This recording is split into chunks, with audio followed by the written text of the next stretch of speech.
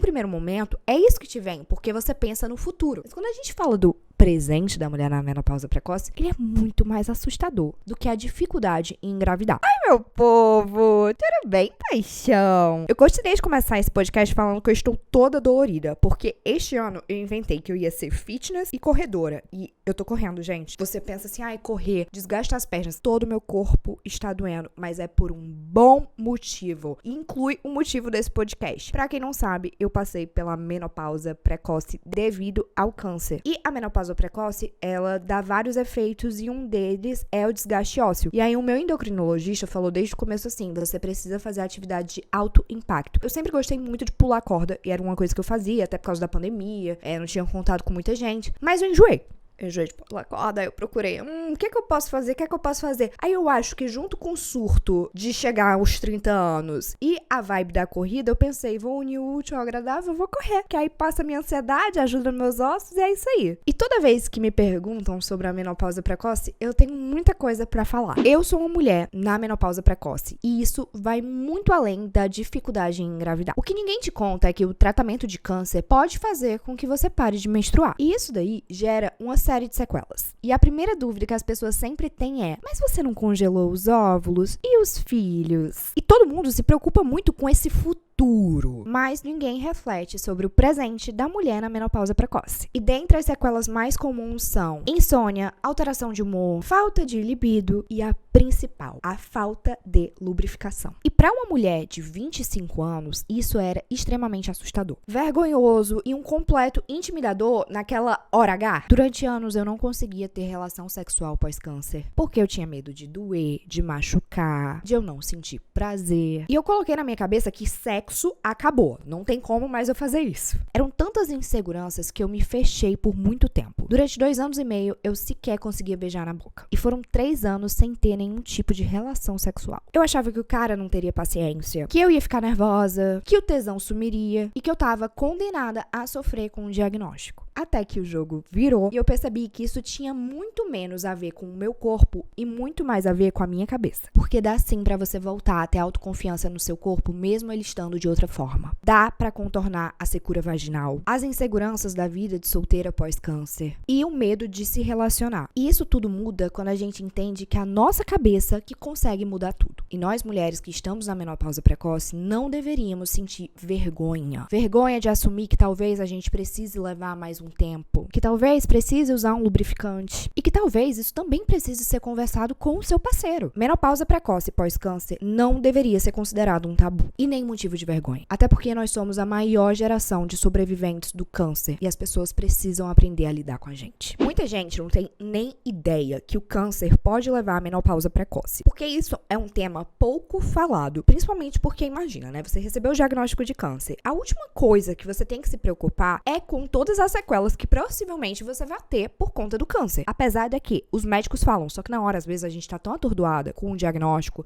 e com o protocolo da doença que a gente não se liga a isso. E eu lembro que quando eu descobri que eu entrei na menopausa precoce, foi um choque pra mim. Primeiro porque eu nem sabia que eu poderia entrar. E eu vou explicar mais ou menos pra vocês por que isso acontece. Muitas vezes a menopausa precoce pós-câncer, ela é induzida, principalmente se você for uma paciente de câncer de mama, acontece por conta de hormonal e tudo isso, então eles acabam induzindo você à menopausa. Já em outras doenças, tipo no meu caso, que foi leucemia, o que é que aconteceu? Eu entrei na menopausa precoce porque eu fui induzida, sim, diante um remédio que aplicaram em mim porque eu iria fazer o transplante de medula óssea, mas por conta das altas doses de quimioterapia, imagina, o que é a quimioterapia, gente? Ela é basicamente um remédio que vai matar células cancerígenas, só que ela não tem como diferenciar qual célula é cancerígena e qual é a célula boa, então acaba que você fica neutropênica, acontece a queda de cabelo, tudo isso por quê? Porque a quimioterapia, ela não escolhe quais células ela vai matar. Então, ela sai matando tudo. E por isso que você pode acabar entrando na menopausa precoce, que foi o que aconteceu comigo. E eu lembro que quando eu descobri que eu tava na menopausa precoce, foi muito assustador pra mim. Foram alguns baques. O primeiro baque foi, eu entrei no hospital pra começar as quimioterapias e tudo mais. E aí já falaram assim, olha, a gente vai começar a te dar pílula contínua. Pode ser que você comece a parar de menstruar. E eu já tava acostumada, porque minha vida inteira, às vezes, você que já tomou pílula na sua vida, você sabe, às vezes a gente cola uma cartela na outra, porque a gente vai pro um Réveillon, sei lá, e a gente acaba que não quer menstruar. Não é indicado fazer isso, mas eu já fiz muito na vida. Então, na minha cabeça, naquela época, eu achava que era isso que estava acontecendo. E não que já a partir dali, eu já começaria a ser introduzida na menopausa. Até que um dia, eu tava conversando com outra paciente, que ela já tava, tipo assim, eu tava começando a fazer meu tratamento, ela já tinha acabado o tratamento dela há 3 anos. E aí, ela comentou comigo. E uma das coisas mais loucas do pós-transplante é que a gente para de menstruar.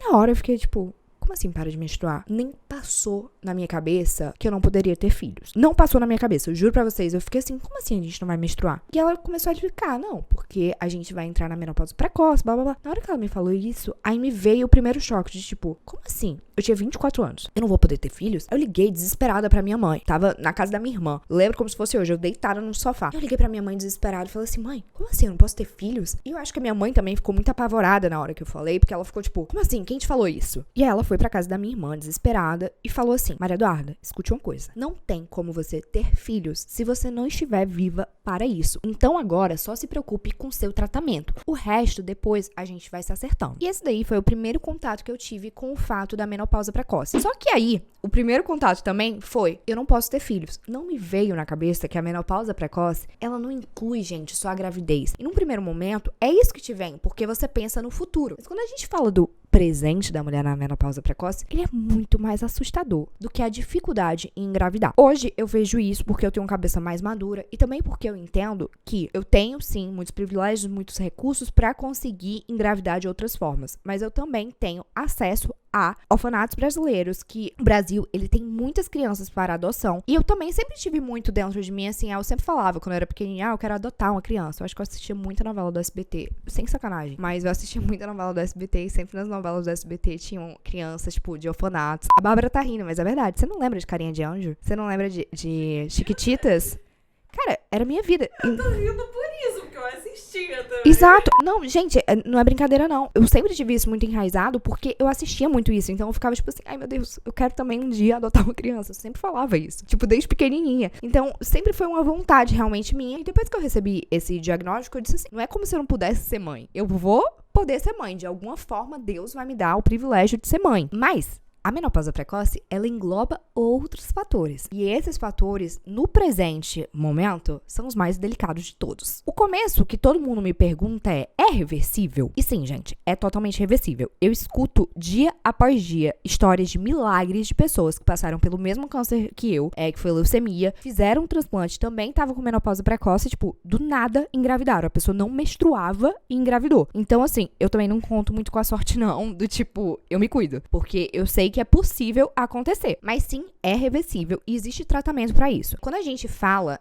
de doenças assim como o câncer, a gente entende que a gente tem o nosso Sistema Único de Saúde, que é o SUS, que ele é brilhante para muitos casos de pessoas que passaram por leucemias. Eu tenho amigos que estão em grupos de pacientes transplantados que passaram pela leucemia, fizeram um transplante de medula óssea em hospitais públicos e estão, tipo assim, incríveis. Mas a gente entende também que o pós para esses pacientes é sempre mais difícil. Então, eu vou falar dentro da minha realidade, dentro dos meus privilégios, o que é que acontece. Eu faço tratamento para menopausa precoce, eu faço reposição hormonal. Faço reposição hormonal através de remédios ingeridos e também faço através de remédios injetáveis para a vagina, ou seja, tem aquele hormônio que você injeta na vagina e também tem a aplicação de hormônio na pele. Eu faço tudo isso. E mesmo eu fazendo tudo isso, a minha menstruação, ela desceu assim, 4 anos que eu já faço reposição hormonal, que eu comecei a fazer a reposição hormonal só 1 ano depois que eu acabei o meu tratamento oncológico. 2 vezes. Ou seja, em 4 anos ela desceu 2 vezes. E ainda assim não foi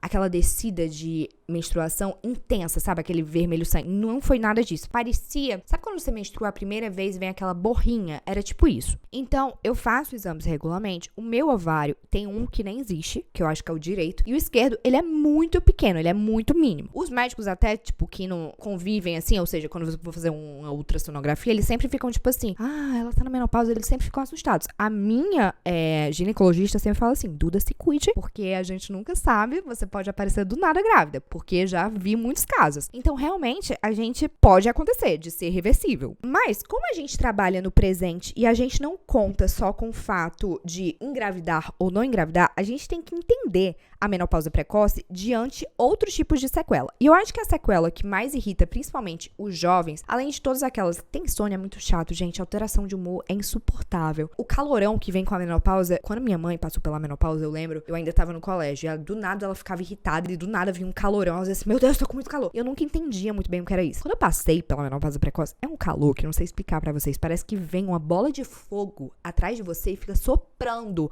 na sua nuca, é tipo desesperador. Mas tudo isso é controlado através de remédios. Só que um dos fatores que não controla-se muito bem, e pelo menos não controlou pra mim nos primeiros momentos, foi a questão da lubrificação. Muita gente falava sobre a falta de libido. Eu acho que eu tive a falta de libido, sim. Mas, entenda, eu passei pelo início da menopausa precoce também junto com a pandemia. Então, eu não via ninguém. Então, libido pra quê, né, minha filha? Você não tava vendo ninguém, tava vendo um macho na rua, não tava vendo nada. Então, realmente, eu não tinha libido porque eu tava vendo as paredes. Então, hoje em dia, minha libido é muito boa. É maravilhosa, de passagem. Passou um gatinho aqui na rua, tô assim, será? Vem um fogo, minha filha. O mesmo fogo que sobra na minha nuca, vem aqui de dentro e sai. Que eu quero beijar logo. Mas a falta de lubrificação era algo que me assustava. Não é que me assustava, me apavorava. E sabe quando é que eu percebi a falta de lubrificação? Quando a gente passa pela menopausa precoce, existem alguns exames que você precisa fazer pra conferir. Porque como você tem a secura vaginal, como você não lubrifica, é muito comum a sua vagina atrofiar. E o que é que acontece com essa atrofiação? O músculo contrai e pode dar alguns tipos de machucados ali dentro. Então você precisa ficar fazendo, assim, regularmente exames, tipo aquele que a gente faz na ginecologista do Papa Nicolau, mas a gente precisa fazer um que ele olha melhor o nosso colo de útero. Basicamente, é o exame que algumas pessoas fazem quando elas estão com suspeita de HPV. É esse o exame. Sabe como é que eu descobri esse exame? Imagina que o do Papa Nicolau, ele dá uma, tipo, tá aqui, vamos lá, diagnóstico. Tá aqui a vagina. Literalmente, gente, eu vou ter que ensinar vocês. Tá aqui a vagina. E aí no Papa Nicolau, ele não abre um pouquinho a sua vagina pra colocar o cotonete e tirar uma amostrinha. O colonoscopia, que é como chama, ele tem que afastar bem mais pra ele examinar o seu colo de útero. E como você tem falta de lubrificação, a sua vagina tá muito seca. E na hora que ele abre esse negócio, é uma dor. Eu me arrepio só de lembrar. Eu nunca gritei tanto na minha vida como naquele dia. Perder a virgindade. Fichinha perto daquilo ali. Eu fiquei apavorada. Porque como você não tem lubrificação e você já tá nervosa com um exame que você nunca fez, contrai tudo, menina. É uma dor insuportável. E aí depois que ele coloca contraste ali dentro. Ah, esqueci de falar isso. Ele coloca contraste. Então ainda arde muito. Arde muito. Porque você tá com pouca lubrificação. Não quero assustar ninguém que vai fazer esse exame, mas já assustei pra caramba, né?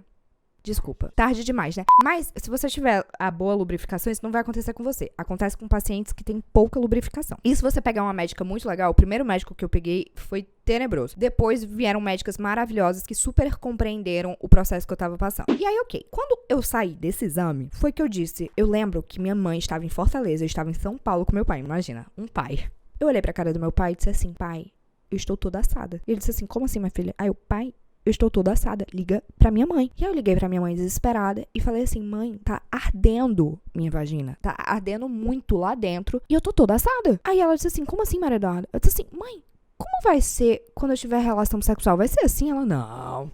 Minha mãe é muito positiva, né? Minha mãe, não. Porque na relação sexual você vai estar relaxada, vai ser muito bom. Ela começou a falar. Eu, não, mas você não tá entendendo. Eu nunca senti isso antes. Eu tô seca. E aí começou a me cair a ficha pouco a pouco. Por que eu tô contando isso tão detalhado pra vocês? Porque imagine só, se eu, que sou uma menina, me tratei em um hospital muito legal, que tive acesso a médicos extraordinários, a ficha foi caindo aos poucos. Às vezes eu recebo mensagem de meninas que dizem assim, eu só me percebi que eu estava na menopausa precoce porque você falou. E eu passei pelo transplante e nunca ninguém me falou que eu tinha entrado na menopausa precoce. E quando me falaram isso, eu fiquei, então, é mais embaixo dos panos do que eu imaginava. E realmente é. E depois que eu saí desse exame, eu lembro que eu fiz esse exame em 2021. E mais pro final de 2021 que eu comecei a sair, a socializar e pipipopopopó. E quando eu comecei a sair, que foi aí que eu percebi a questão da libido. Eu saía e eu não me sentia autoconfiante e atraente. Poderia ser um fator, claro, do pós-câncer, de ai, não tô na minha melhor forma, meu cabelo ainda não tá do jeito que eu quero, ainda tenho cicatriz, blá blá blá. Podia ser. Mas também era como se as pessoas ao meu redor, os homens em geral, estivessem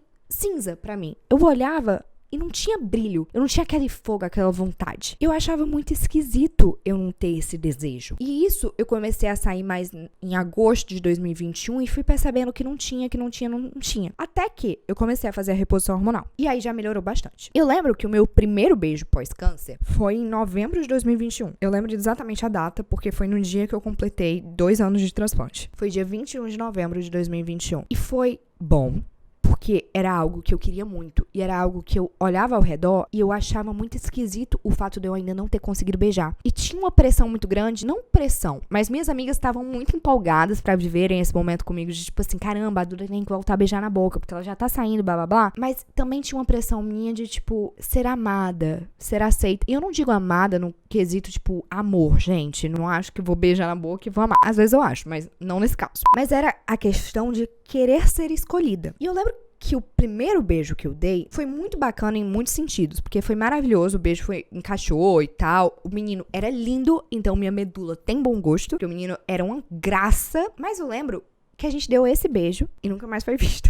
E isso me apavorou. Ele tinha total direito de não me querer e era só um beijinho, pronto, acabou. Mas isso me apavorou porque eu achei que eu tivesse beijado mal. E por achar que eu tivesse beijado mal, eu fiquei assustada do tipo assim, eu passei 2 anos e meio sem beijar, eu não sei mais beijar. Foi uma merda, ele odiou e eu entrei de novo nesse looping eterno de achar que não era pra mim isso. Que eu tava enjaulada nesse negócio de que não dava pra ser feliz pós-câncer, amorosamente falando. E aí eu beijei em novembro, e aí foi novembro, dezembro, janeiro, fevereiro, sem beijar na boca. Eu não consegui beijar na boca. Até que o carnaval de 2022, acho que foi no final de fevereiro, começo de março. E eu saí com algumas amigas minhas. E aí elas chegavam pra mim dizendo assim, não, amiga, sabe o que é? Que você tá querendo pegar gente que você já conhece. E aí você vai ficar nervosa. Você tem que treinar.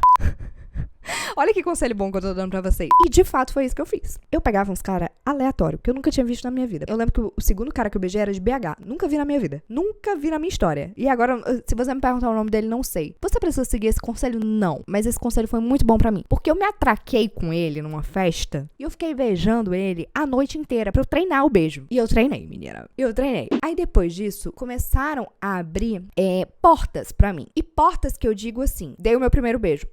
Primeiro beijo, não foi lá essas coisas todas. Foi bom, mas tal. Aí eu treinei aqui o negócio do beijo. Eu lembro que o meu primeiro encontro pós-câncer, eu estava assim...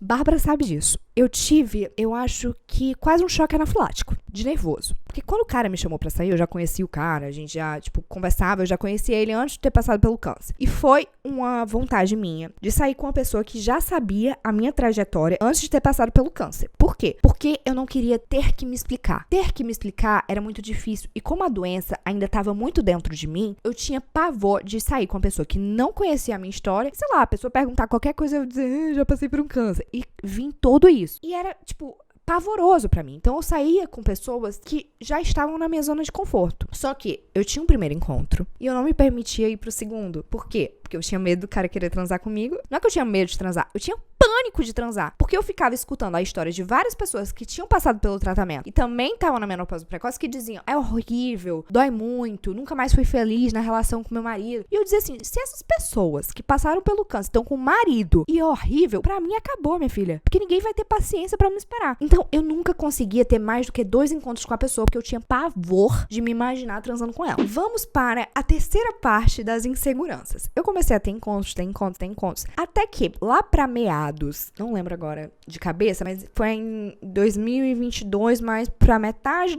pro final de 2022. Eu conheci um cara. Eu já conhecia esse cara. E ele também era uma pessoa que já sabia da minha história de vida, então eu também não precisava me explicar. E a gente teve uma química muito maneira. E a gente começou a ficar. E o negócio tava indo.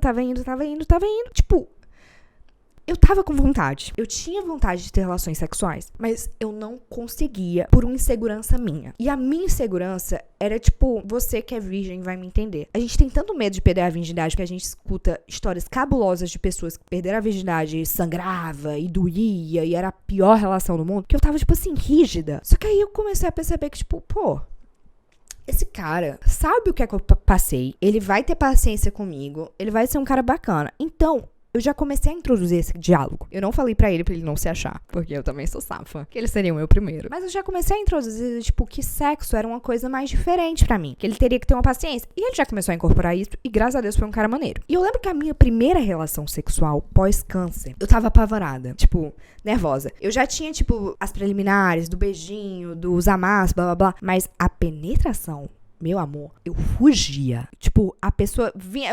sai daqui. Tipo, não, penetrar não, pode fazer tudo. O sexo pode tudo, mas a penetração já não pode. Eu tava apavorada. Até que Bárbara chegou pra mim e disse assim, amiga, é o seguinte, tem um lubrificante que é maravilhoso, que você vai levar, a partir de agora, na sua bolsa. Quando você, tipo, for sair, você leva ele. Não necessariamente precisa ser com tal fulano. Vamos apelidar o fulano. Vamos dar o nome dele de...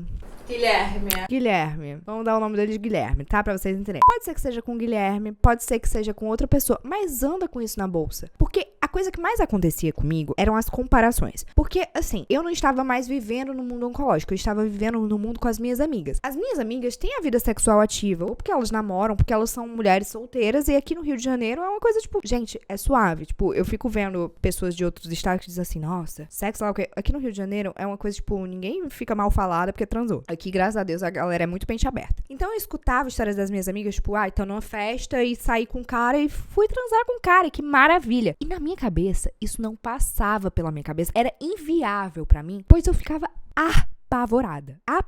Então eu me comparava muito, tipo, sei lá, eu tava numa roda de amigas, fiquei com fulano, tô ficando com ciclano, blá blá blá, transei com sei lá, gozei não sei quantas vezes. Eu ficava escutando essas coisas e eu dizia, gente, eu nunca mais vou ter isso. Eu me encolhia, gente, eu fugia das conversas, eu começava a pegar no celular e querer fazer outra coisa. E aí a Bárbara veio falar isso pra mim. E a Babi era a única pessoa, assim, que realmente eu conversava sobre isso. O resto eu não conseguia me abrir. Com a Bárbara, óbvio, com minha mãe e com a minha psicóloga. E ela me deu esse lubrificante presente, né, amiga? Foi maravilhoso ele. E aí eu disse assim, cara, vou sair com fulano hoje e vou levar o lubrificante. E ela disse assim, não tenha vergonha de passar. Tipo, a Babi falava assim, não se dá explicação. Tipo, chega lá e passa o negócio e pronto, acabou. E eu disse assim, quer saber? Vou. E aí eu vou dar outro conselho não muito legal pra vocês, mas foi o que me ajudou. A gente saiu pra jantar, tomou uns negocinho, e eu fiquei mais relaxada. Eu lembro que eu fui pra casa dele, e aí lá na casa dele começou a usar massa, sei lá o que, ele sempre muito paciente. Aí eu simplesmente olhei pra cara dele e falei assim, eu trouxe um negócio que eu acho que vai ser bom pra mim. Aí ele, no meio do negócio. Aí ele, o quê? Aí eu tirei na minha bolsa e disse assim, aí ele, você precisa de lubrificante? Tipo, pra ele foi uma coisa, tipo, tão natural. E pra mim, tava, tipo assim, passando vários fantasmas na minha cabeça. E vários fantasmas por quê? Porque a gente acha que o cara vai pensar que, a gente não está tão interessada. A gente não está tão afim dele. A gente sempre fica preocupada de tornar a experiência boa pra ele. E a gente que se lasque. E na hora que ele diz assim, você precisa disso? Não, tranquilo, bora passar. Amor, ele passou. E todas as fantasias que vinham na minha cabeça de que eu nunca mais poderia ser feliz no sexo, se foram naquele momento. Por quê? Foi bom. Foi a primeira vez. Então, realmente, foi um pouco mais rígido, assim. Mas não foi nem perto do que as pessoas me apavoravam de que eu nunca mais iria ter satisfação sexual. E foi muito bom. Foi muito bom em muitos aspectos. Foi bom porque eu relaxei. Foi bom porque foi legal. Foi bom porque eu me desprendi. Foi bom porque eu dei o meu primeiro passo. A gente já tava ficando há um mês. E a gente teve nossa relação sexual e passou uma semana. E ele veio conversar comigo dizendo que queria terminar. Isso me desestabilizou de tal forma, porque imagina, eu tinha passado pelo meu primeiro beijo e o cara, logo depois do meu primeiro beijo, não deu continuidade. Eu tinha passado pela minha primeira relação sexual e o cara também tinha me largado. Não largado, mas na nossa cabeça é como se a gente tivesse sido largada, como se não tivesse sido bom. E ele não parou de ficar comigo, não foi por conta do sexo, que não foi nada disso. Ele estava passando por outra fase de vida dele. Isso me apavorou, porque é muito fácil a gente acessar as nossas emoções e colocar na conta do câncer, porque é o que a gente tem de fácil acesso ali. Do mesma forma que eu coloquei na conta do câncer o fato de que o meu primeiro beijo foi uma droga e o menino não me queria mais, eu coloquei que o meu sexo foi terrível e ele não me quer mais. E aí eu fiquei apavorada novamente. E aí eu tive essa relação sexual com esse menino e passei 1 ano sem ter relações sexuais de novo. 1 ano. Fiquei tipo, não consigo mais, sexo não é pra mim. Mais uma vez, lembra quando eu contei pra vocês sobre o meu primeiro encontro, que foi com um cara que eu já conhecia? Eu voltei pra essa zona de conforto. Que a minha zona de conforto era ter que me explicar no sentido de eu não quero ter que me explicar pra pessoas que não me conhecem. Então eu acabava só saindo com pessoas que já sabiam tudo que eu tinha vivido. E eu comecei a ficar com amigos, não amigos, mas colegas que eram do mesmo círculo de amizades. Então eu entrei de novo nessa bolha. Só que a bolha do sexo também me pegou de jeito. Em 2023, vulgo ano passado, essa história é muito boa, eu comecei a ter o tal do PA. O que é o PA? O seu pau amigo. E ele literalmente era meu PA, o meu pau amigo. Só que ele era um pau amigo que também durou muito pouco. E aí, Bárbara Nova, amiga, eu acho que eu te devo créditos, tá bom? A Bárbara sentou comigo e ela olhou e disse assim, você já percebeu que todas as vezes você vai pro mesmo lugar, você fica com as pessoas que já sabem tudo da sua história, como se você se resumisse a isso. E você não precisa disso, amiga. Você pode, tipo assim, você teve uma boa relação sexual, depois você teve uma ótima relação sexual com o fulaninho, que era seu amigo, enfim, whatever, mas era seu amigo. Por que você não se permite a ficar com uma pessoa que não sabe nada sobre o seu background? Tipo assim, não sabe nada do backstage da sua vida. Por que você não se permite a viver outras emoções, a sair com pessoas novas? E eu disse assim, curioso, acho que eu vou investir nisso daí. Aí, essa história tá ficando muito recente, deixa eu pegar uma água. Cara, eu tô me abrindo assim, eu não gosto de me abrir assim, mas eu tô me abrindo assim porque eu acho que pode ajudar muita gente, e muita mulher, porque é desesperador e eu entendo vocês, amigas, porque se tivesse alguém que contasse tudo isso pra mim na época que eu tava passando por isso, teria sido muito mais fácil. E aí a Bárbara chegou falando isso, e aí eu não sei o que é que aconteceu, gente. Foi mais ou menos em agosto, setembro de 2023. Me virou uma chave, menina. Mas não foi que virou uma chave. Botaram uma tora de um foguete dentro do meu rabo que eu saí voando. Que eu disse assim, eu vou curtir minha vida. Chega agora de ficar com um amigo, conhecido, sei lá o quê. Eu vou aproveitar minha vida e eu vou ser feliz. E aí eu comecei a ficar com caras que eu nunca tinha ficado. E o câncer era, tipo assim, nem tocava no assunto câncer, nem tava nem aí pra câncer. Tipo, só curtia. Eu lembro que a Laura, minha amiga, Laura Brito, também dizia assim, amiga, no momento que você tirar essa paranoia da sua cabeça de eu sou uma mulher na menopausa precoce e eu não consigo mais ser feliz no sexo e nunca mais vai ser bom, as coisas vão fluir pra você. E a Bárbara também falava a mesma coisa. E aí, um belo dia, eu conheci uma pessoa que não sabia nada sobre a minha vida. E essa pessoa, por não conhecer nada sobre a minha vida, eu tava me descobrindo junto com ela. Tipo, pra entender os meus limites. E aí, eu fiquei com essa pessoa. Um cara, tipo, muito gente boa. Controvérsias. Na época, um cara muito gente boa. E a gente começou a ficar. E no que a gente começou a ficar, eu lembro exatamente de um dia que eu estava numa festa e eu olhei pra cara dele. A gente nunca tinha tido relação sexual. E eu fiquei com ele, eu acho que 2 vezes antes disso. Uma, talvez uma, mas a gente conversava muito pelo WhatsApp. E eu olhei pra cara dele e eu disse assim, eu acho que eu vou desprender uma insegurança minha. E eu olhei pra cara dele e disse assim, eu tô indo embora. Aí ele, da festa? Tipo, sei lá, a festa ainda ia continuar muito. Aí eu, você quer vir comigo? No momento que eu falei isso, me bateu um arrependimento. Na hora, tipo assim. Só que eu disse assim, eu preciso tirar esse band-aid, eu preciso tirar esse meu medo, essa minha insegurança, essa minha incerteza de que, pelo amor de Deus, eu nunca vou conseguir, que eu vou sempre precisar de coisas, de artifícios pra eu conseguir ter a energia sexual e tudo isso. Eu tava muito travada. E ele, como qualquer homem, diria, sim. E eu lembro que a festa era muito longe da minha casa, muito longe da minha casa. E durante esse trajeto de mais ou menos 1 hora de sair da festa e vir para a minha casa, eu pensei em desistir umas 70 vezes. E a cada vez que eu olhava pra ele, isso devia ser por volta de 4 horas da manhã, cada vez que eu olhava pra ele, eu pensava assim, como é que eu vou dispensar esse menino na porta da minha casa? Tipo, não sei como é que eu vou fazer isso. Na hora que eu desci do carro, eu lembro que eu olhei pra cara dele, ele ficou olhando pra minha cara, aí ele, a gente não vai? Aí eu, vai. Gente, eu me tremia.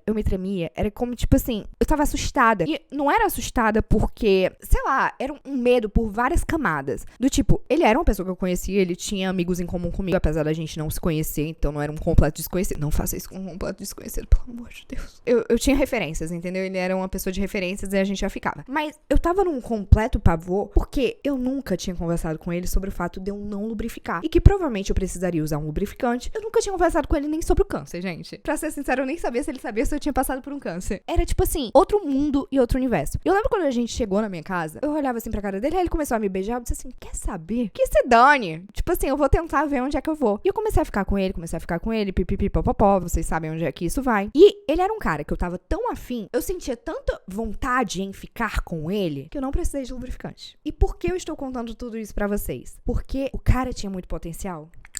Não que ele não tivesse, sei lá, não conheço ele transando com outras pessoas, né? Mas eu digo, era porque o potencial tava dentro de mim. E quando eu digo que o potencial tá dentro de mim quando você começa a tirar as amarras e não colocar tudo na conta do câncer, e principalmente a trabalhar a sua cabeça, pra você ter controle da situação, as coisas começam a fluir. E eu tive um sexo naquela noite incrível. E eu continuei ficando com esse cara por uns 3 meses. Tipo assim, sempre era incrível. E eu nunca precisei de lubrificante com ele. Nunca. Porque estava na minha cabeça. Porque porque eu tinha vontade de estar ali, porque eu estava me desprendendo de medo. E é uma jornada, é uma caminhada. Não é como se você saísse do transplante e descobrisse que você entrou na menopausa e no dia seguinte você fosse ter um sexo incrível. Não é assim. É um trabalho psicológico e físico com você mesma. Não é nem com o outro. Não é, assim, a motivação do outro. Mas claro que também existe de fits, de parceiros. Quantas vezes, antes do câncer, eu já tinha transado com caras que não foi legal. Não foi legal. Não é porque o cara é ruim de cama ou sei lá. É porque às vezes não tem química. E não dá pra colocar tudo na conta do câncer. De tipo, não foi bom porque eu tive câncer. Não foi bom porque eu estou na menopausa. Porque existem outras maneiras de fazer ser bom. Às vezes por causa do parceiro. Às vezes porque você tá mais envolvida na situação. Às vezes porque você tem mais química. Às vezes porque você tá mais relaxada. Existem inúmeros fatores que influenciam para ser bom. E não é porque fulana, depois do câncer, nunca mais foi feliz sexualmente que você vai ser infeliz. Não é assim que funciona. Eu garanto pra vocês que quando a gente começa a trabalhar o nosso interior e quando a gente tá de bem com a gente, as coisas são boas. Porque eu poderia ter conhecido esse menino na pior fase da minha vida, ter sido uma droga. Mas eu estava na melhor fase. Eu tava na fase que eu disse assim, eu vou viver por mim. Eu não tô nem aí. Eu vou sair com quem eu quiser. Eu não preciso dar explicações. Eu não devo satisfação de nada. E foi ótimo. E eu digo pra vocês que essas inseguranças que a gente coloca nas nossas costas, elas estão muito mais dentro do medo da gente querer fazer com que o outro sinta prazer e não que a gente sinta prazer. Não se preocupe com o outro. Ai, mas o que é que o meu marido vai achar por eu não estar lubrificada? Se preocupe com você, no que vai ser bom pra você, no que é interessante pra você,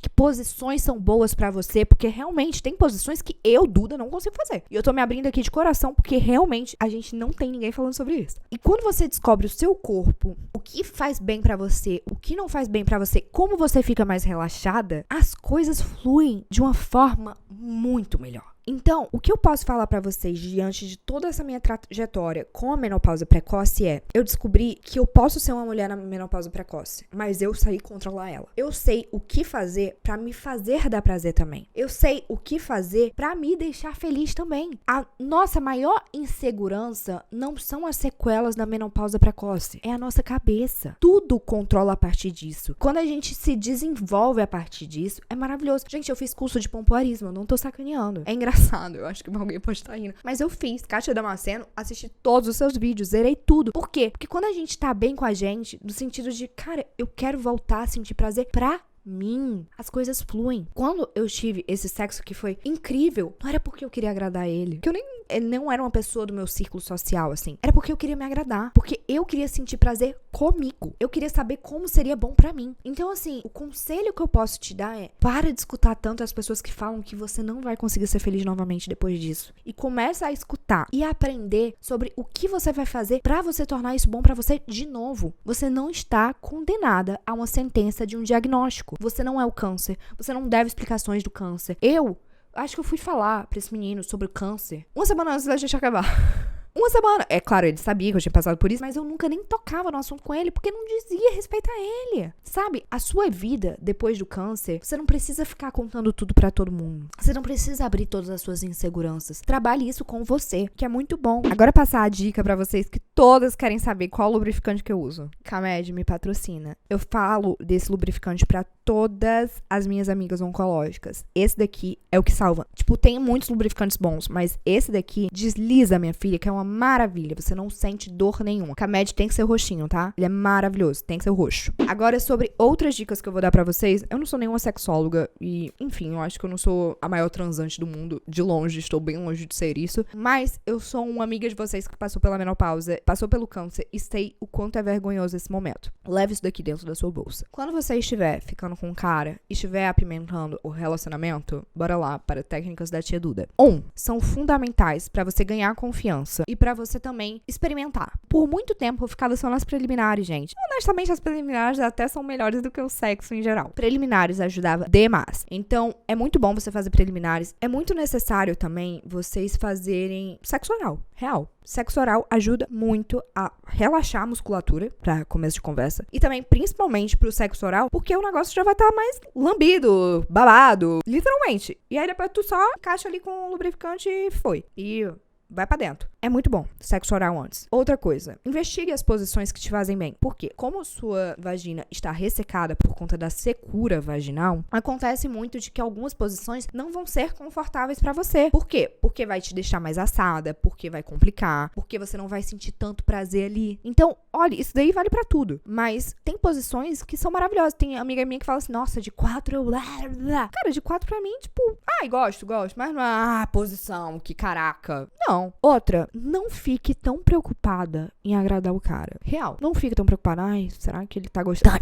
Se ele tá gostando. Pensa em você. Pessoa que passou por uma quimioterapia, um transplante e o caramba, tem que ficar preocupada se o cara tá achando agradável. Depois você vê isso. No começo, se importa com o que você tá sentindo. E sexo, principalmente pós, é treino. A minha ginecologista sempre falava isso pra mim. Duda, quando você começar a ter uma vida sexual mais ativa, você vai perceber que vai ficar muito mais fácil. Porque o canal vaginal, ele vai abrir, a musculatura, ela tá enrijecida. É um músculo, gente. Então, ó, vai começar a abrir, vai ser muito mais interessante. Assistia todos os vídeos da Kátia Damasceno porque me dava tranquilidade. E eu ficava tipo assim, não, então eu vou ter que fazer isso daqui. Isso daqui vai ser mais interessante, isso daqui pode ser que me dê mais prazer. Realmente, comece a investigar coisas que vão ser interessantes pra você. Se você gostar, compre realmente o vibrador. O vibrador também pode te ajudar a relaxar a musculatura, a tu entender melhor o teu corpo. Eu acho que o sexo foi bom pra mim e melhor pós-câncer, porque eu tive muito tempo pra me conhecer e saber o que é que eu gosto. E claro, não esqueça, se você tiver a opção de fazer reposição hormonal, faça, porque ajuda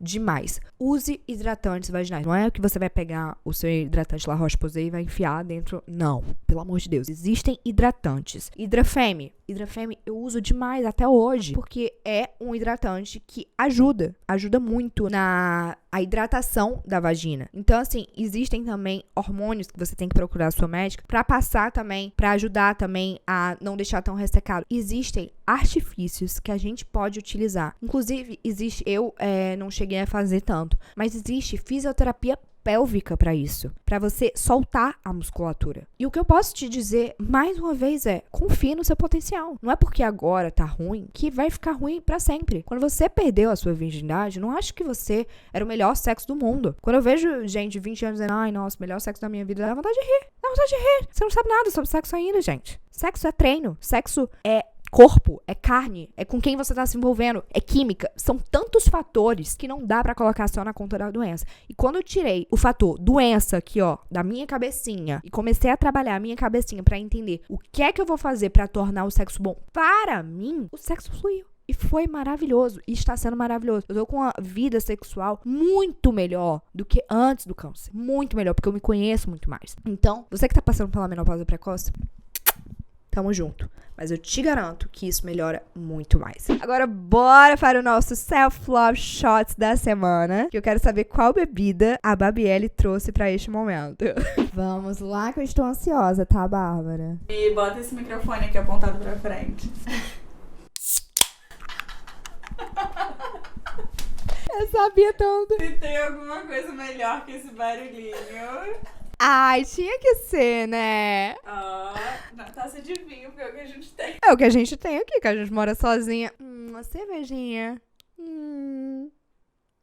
Uma coisa leve, descomplicada, nada melhor do que abrir uma cervejinha, tomar. É isso, gente. Olha, eu vou falar uma coisa pra vocês. Quando você entra na faculdade, você não gosta de beber cerveja. Do tempo, você começa a aprender a gostar. Com o sexo, após o câncer, é exatamente assim. No começo você não gosta, depois vai ficando maravilhoso. Então, fica tranquila, descomplica, abre sua cervejinha, vai beber, vai ser feliz, que dá sim pra ser feliz pós-câncer. E eu acho que o emoji da semana nada melhor do que uma cervejinha, né? Aquele de chopp. Coloca aquilo ali em todas as minhas redes sociais, se você assistiu até o final, que eu quero ver. Eu espero que vocês tenham gostado. Se vocês tiverem dúvidas, eu vou deixar a aba de perguntas aqui no Spotify aberto e nos comentários do YouTube também. Mas se você tiver uma dúvida mais específica e não quiser, assim, abrir pra todo mundo, manda na minha DM lá no Instagram, que eu vou tentar responder vocês, tá? Porque eu sei que existem muitos medos sobre a menopausa precoce e sobre tudo que circula sobre o pós. Então, eu tô aqui pra tentar ser amiga de vocês e eu me compadeço com vocês porque eu sei a barra que é. Não esquece de me seguir em todas as minhas redes sociais, clicar em gostei no YouTube e dar 5 estrelas no Spotify, que ajuda bastante. Um beijo, mulher. E homem também.